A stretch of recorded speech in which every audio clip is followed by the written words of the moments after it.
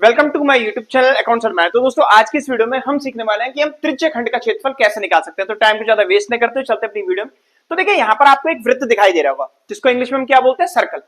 अब इसमें आपको त्रिज्य खंड का क्षेत्रफल निकालना है। अब यहाँ पर त्रिज्य खंड क्या है? तो देखिए त्रिज्य खंड एक ऐसी आकृति को कहा जाता है जो दो त्रिज्याओं, किसी वृत्त की दो त्रिज्याओं और एक निर्धारित चाप की लंबाई के साथ मिलकर बनता है। कोई भी ऐसा खंड, कोई भी ऐसा टुकड़ा, तो उसको हम क्या बोलते हैं, त्रिज्य खंड बोल देते हैं। ठीक है, तो यहां पर त्रिज्य खंड क्या है? यहां पर त्रिज्य खंड है ओ ए सी बी। ठीक है, ये हमारा केंद्र है इस वृत्त का ओ। ठीक है, अच्छा एक त्रिज्या है हमारी ओ ए, दूसरी त्रिज्या है इस वृत्त की ओ बी। ठीक है, एक ये वृत्त पे हमने एक पॉइंट लगा लिया नीचे सी और एक ऊपर है वृत्त के ऊपर डी। ठीक है, तो आपको जो क्षेत्रफल निकालना है वो किसका क्षेत्रफल निकालना है? ओ ए सी बी का। सही है। अच्छा अब इस त्रिज्य खंड में जो ये वाला एंगल है, ये वाला एंगल, ये वाला, ये कितने डिग्री का एंगल है? 60 डिग्री का एंगल है। अब आप इसका क्षेत्रफल कैसे निकालेंगे? इजी है, समझते हैं। अच्छा अब सबसे पहले हम समझते हैं कि त्रिज्य खंड का हम क्षेत्रफल निकालते कैसे हैं। ठीक है, तो यहां पर हम लिख लेते हैं। अच्छा त्रिज्य खंड, वृत्त में भी दो तरीके के त्रिज्य खंड होते हैं। वृत्त में हमारे दो तरीके के त्रिज्य खंड है, एक होता है लघु त्रिज्य खंड और एक होता है दीर्घ त्रिज्य खंड।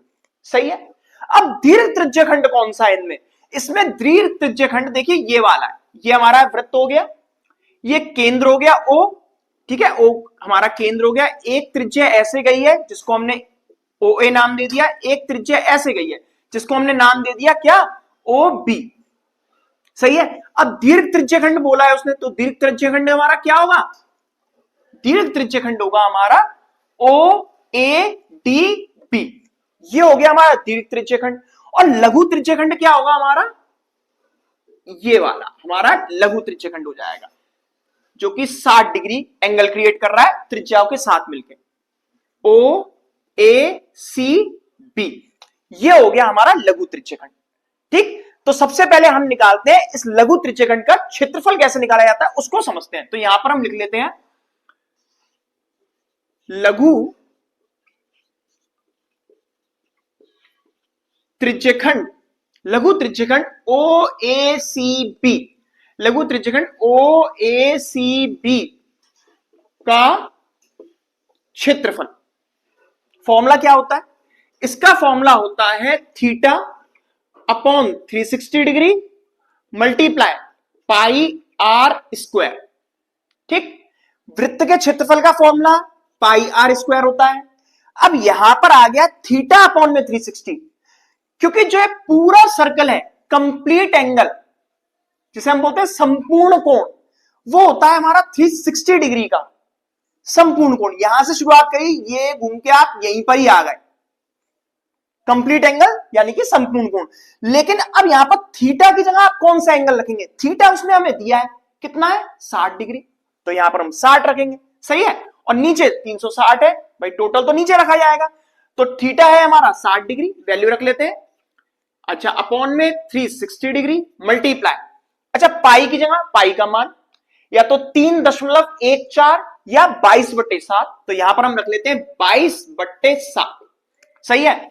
अच्छा मल्टीप्लाई आर स्क्वायर। अब इस वृत्त की त्रिज्या की लंबाई कितनी है? तो यहां पर हम त्रिज्या ले लेते हैं 21 सेंटीमीटर। कितनी ले लेते हैं? 21 सेंटीमीटर। सही है। इस वृत्त की त्रिज्या कितनी हो गई? 21 सेंटीमीटर, यानी कि रेडियस आर। तो यहां पर हम आर की जगह क्या रख लेते हैं? 21 गुणा 21। दो बार क्यों किया मैंने? क्योंकि यहां पर आर स्क्वायर है। सही है। थोड़ा सॉल्व करते हैं। तो देखिए जीरो से तो सबसे पहले हम जीरो को कट करते हैं, 6 से एक बार, 6 से 6 बार। सही है। 2 से 3 बार, 2 से ये कट जाएगा 11 बार। ठीक, 3 से एक बार, 3 से 7 बार कट गया। इस 7 से इस वाले 7 को काट देते हैं। वैल्यू क्या बची हमारे पास? हमारे पास वैल्यू बची 11 और 21। 11 गुणा 21 गुणा करा लेते हैं। 11 एक कम, 11 एक हासिल गया, 11 दूनी 22 और 1 23। तो यहां पर हमारा आंसर आ जाता है 231 वर्ग सेंटीमीटर, क्योंकि यहां पर हमने त्रिज्या की लंबाई सेंटीमीटर में ली है, तो उत्तर हमारा क्या आया, वर्ग सेंटीमीटर। अगर मीटर में होता तो क्या आता, वर्ग मीटर। फिट में होता वर्ग फीट होता, क्योंकि क्षेत्रफल हमेशा वर्ग में निकाला जाता है। सही है। अब हमें निकालना है दीर्घ त्रिज्यखंड का क्षेत्रफल। वो कैसे निकालेंगे, वो भी इजी है। उसके लिए सबसे पहले आपको वृत्त का क्षेत्रफल निकालना पड़ेगा। किसका क्षेत्रफल, वृत्त का क्षेत्रफल। कैसे निकालेंगे, तो यहां पर हम लिख लेते हैं वृत्त का क्षेत्रफल। और वृत्त के क्षेत्रफल का फॉर्मूला क्या होता है, पाई आर स्क्वायर। पाई की जगह 22/7 गुणा आर। आर हमने लिया 21, 21 गुणा 21। सही है। 7 से एक बार, 7 से 3 बार गया, 22 वैसे ही रहेगा, गुणा करा लेते हैं। 21 तिया 63, 22 का गुणा दे देते हैं 63 में। 22 तिया 66, 6 हासिल गया। 22 छिंग 132, 132 और 6 138। तो यहां पर हमारा आंसर आ जाता है 1386 वर्ग सेंटीमीटर। ये आ गया हमारे वृत्त का क्षेत्रफल, यानी कि इस पूरे कंप्लीट सर्कल का हमारा एरिया निकल गया। सही है। अब हमें निकालना है दीर्घ त्रिज्यखंड का क्षेत्रफल। वो कैसे निकालेंगे उसको समझते हैं। तो यहां पर हम लिख लेते हैं दीर्घ त्रिज्यखंड, दीर्घ त्रिज्यखंड O A D B, O A D B का क्षेत्रफल। आपको करना यह है वृत्त के क्षेत्रफल में से लघु त्रिज्यखंड के क्षेत्रफल को माइनस कर देना है। ठीक है। क्या करना है आपको, इधर लिखेंगे वृत्त का क्षेत्रफल माइनस लघु त्रिज्यखंड ओएसीबी का क्षेत्रफल। इधर लिख लेंगे लघु त्रिज्यखंड ओएसीबी, ओएसीबी का क्षेत्रफल। अब वृत्त का क्षेत्रफल हमारा क्या आया, 1386। 1386 में से घटाना है, क्या घटाना है, 231। 231 घटा देते हैं। 6 में से 1 गया 5, 8 में से 3 गया 5, 3 में से 2 गया 1 और 1 का 1, 1155 वर्ग सेंटीमीटर। सही है। ये आ गया हमारे दीर्घ त्रिज्यखंड ओएडीबी का क्षेत्रफल। अब आप समझ गए होंगे कि हम त्रिज्यखंड का क्षेत्रफल कैसे निकालते हैं। जो वृत्त में हमारे त्रिज्यखंड बनते हैं, यानी कि इसको इंग्लिश में हम बोलते हैं sector, minor sector, major sector. इसको क्या बोलते हैं, माइनर सेक्टर यानी कि लघु त्रिज्यखंड का क्षेत्रफल, इसको मेजर सेक्टर दीर्घ त्रिज्यखंड का क्षेत्रफल। अच्छा, दीर्घ त्रिज्यखंड का क्षेत्रफल हम डायरेक्ट भी निकाल सकते थे। हमें यहां पर वृत्त का क्षेत्रफल निकालने की कोई जरूरत नहीं होती, हम डायरेक्ट भी निकाल सकते हैं। कैसे निकालेंगे उसको भी समझ लेते हैं। तो देखिए, दीर्घ त्रिज्यखंड का डायरेक्ट अगर आप निकालना चाहते हैं क्षेत्रफल, तो उसके लिए आपको क्या करना पड़ेगा, इधर लिखना पड़ेगा दीर्घ त्रिज्यखंड ओएडीबी, ओएडीबी का क्षेत्रफल। ये हम डायरेक्ट निकालेंगे, ना हमें वृत्त के क्षेत्रफल से मतलब है, ना लघु त्रिज्यखंड के क्षेत्रफल से मतलब है। हम डायरेक्ट भी निकाल सकते हैं। कैसे निकालेंगे समझते हैं। फॉर्मूला लगा लेते हैं। फॉर्मूला वही रहने वाला है, theta upon 360 degree multiply pi r square. सही है। अच्छा, थीटा, अब यहां पर थीटा क्या है, ये थीटा था हमारा, थीटा एंगल 60 डिग्री। ठीक।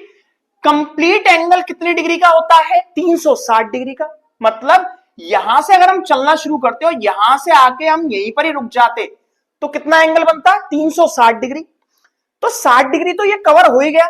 ये ऊपर का एंगल कितने डिग्री का है, ये वाला, यानी कि ये वाला एंगल कितने डिग्री का हुआ, 300 डिग्री। कितने डिग्री का हुआ, 300 डिग्री का। तो बस थीटा की जगह आपको 300 डिग्री रखना है। थीटा की जगह हम क्या रख लेंगे, 300 डिग्री बट्टे 360 डिग्री गुणा 22/7 पाई का मान रख देंगे। आर की जगह 21 गुणा 21। सही है। 0 से 0 कैंसिल, 6 से काट देते हैं। 6 से गया है 5 बार, 6 से गया 6 बार। ठीक। 2 से गया है 3 बार, 2 से गया 11 बार। अच्छा, 3 से 1 बार, 3 से 7 बार, 7 से 7 कट जाएगा। गुणा करा लेते हैं। तो देखिए 5, 11 और 21 बचा हमारे पास। क्या बचा, 5 गुणा 11 गुणा 21। गुणा करा लेते हैं। तो देखिए 11 का 5 में गुणा कराएंगे तो क्या आएगा, 55। 11 पंजे 55 गुणा 21, 21 पंजे 105, 10 कैरी आ गया।